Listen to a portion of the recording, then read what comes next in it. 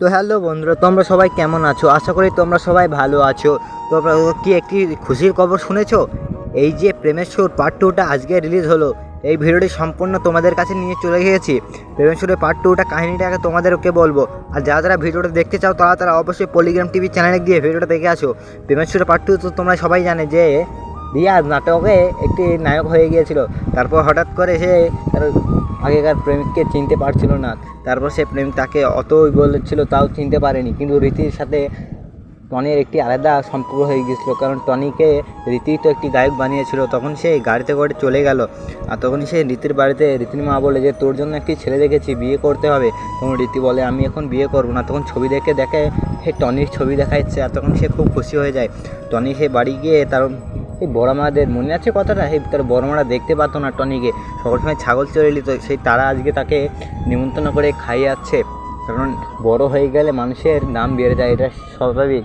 টাকা ছাড়া জীবনে কেউ কিছু নেই। তখন সে আগেকার কথা ভাবছিল খেতে বসে। আর তখন তার বড় মা বলছে কী হয়েছে মধু, খাও। তখন সে শান্তিভাবে খেতে শুরু করে দিল। তখনই পুলিশ অফিসার এসে তার সাইনটা নিয়ে চলে গেল। আর তখন চলে গিয়ে সে তার বড় মাকে দিয়ে চলে গেল। আর তখনই একটি চিঠি আসলো, পিয়ন দিয়ে গেল। চিঠিটাই ছিল যে সালমার, যে সে চলে যাচ্ছে, কারণ তাকে তো অবহেলা করেছিল। সে খুব কান্না করতে লাগলো। তখনই রীতি এসে দেখলো যে ও কান্না করছে। আর টনি তাড়াতাড়ি গিয়ে সালমার বাড়ি গিয়ে দেখলো সালমার আব্বা কাঁদছে, কারণ সালমা বলেছে যে আমি আর গ্রামে ও বাড়িতে ফিরবো না। টনি খুব তাড়াতাড়ি তার বাড়িতে গিয়ে খোঁজাখুঁজি শুরু করে দিল, কিন্তু কাউকে পেলো না।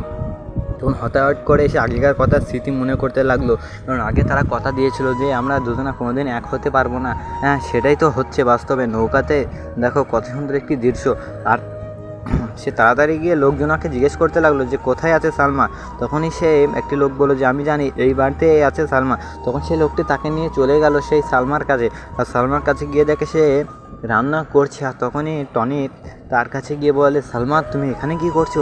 আর তখন সালমা কাঁদো অবস্থায় গিয়ে টনি তার পায়ে ধরে বলে সে আমাকে ক্ষমা করে দাও, আমার ভুল হয়ে গেছে।